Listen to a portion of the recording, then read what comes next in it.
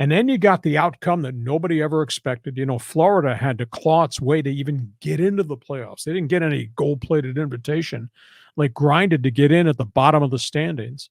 Boston set all these records: most wins, most points, most goals scored, 60 goals scorer in Pasternak. And Boston got beat. They got beat in the 7th game by Florida. They got beat at home in the 6th game. Just absolutely amazing. And Boston, they benched their goaltender, which was really a surprise to me for Game 7. I mean, you've gone this whole record-setting historical season with Linus Ullmark as your keeper, and you sit him to play the backup in the final game because Ullmark had a couple of shaky games prior to that. That was really out of the norm.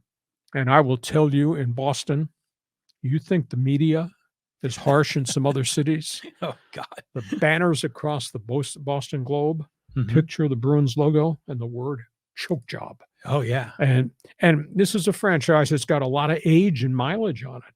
So there's a big issue. Was that the last time we see Patrice Bergeron, who was hurt and sick, didn't play very well? Is it the last time?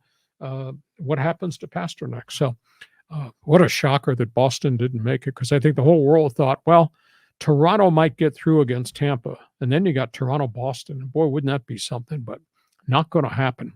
Yeah. So what's your take on this? You figure the Bruins were, dominant through the whole season, and they went out in the first round. The Milwaukee Bucks were a number 1 seed out in the first round.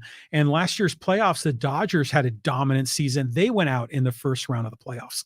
What leads to this? Is it psyche? Is it mental? What's your take? Are you hot? Are you healthy? Those are, I think, the 2 biggest words going to postseason play. And for the most part, each of those teams that you mentioned, there were physical maladies there.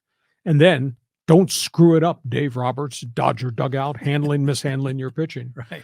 But I think in a bunch of the cases in the NHL and in the NBA, you get hurt guys. And this could cost Philadelphia. If Embiid cannot come back to be as dominant as he is, and I don't understand how you can give him a plasma platelet injection at this point. You had all last week when it was out to make that decision, because you need a window for that to take effect for him to go out and then play. Why you would wait so long for that? And obviously Giannis bruised the back in Milwaukee and was just quite never the same player. And you got all these injuries in Boston. Losing Bergeron to what they thought was a mysterious virus. I don't know whether they feared that maybe he had COVID, but he wasn't right. And then other guys got hurt along the way. And then your goaltender just absolutely fell apart, which you would never have imagined with a team that won 65 games. So great playoff series to go from the first round, take a deep breath. Here comes the second round. Yeah. And they're going to get beat up and smacked around and thrown against the boards even more. If you're a Boston fan, it's got to be tough. You were on the king of the hill, the top of the mountain, and now you're like in the street gutter. But, you mentioned Giannis, going back to the NBA. Did you see that press conference where someone asked him, did you fail? What was your whole take on that one? I thought that was a rather unfair question. Mm-hmm. When he got hurt, I thought he might have fractured his back. Oh, yeah. So, I'm sorry, that sounded like a cheap shot question. I think you need to respect the player in these press conferences. Mm-hmm. And Giannis gave a really strong-worded, very honest answer. I thought Giannis was much fairer to the reporter than the reporter was for asking I agree. the question, which I thought was really kind of off the mark. But you get dinged, you can't be the same player. And if you're the star player on the team and you get dinged, that changes a lot of the other components of the makeup of your team.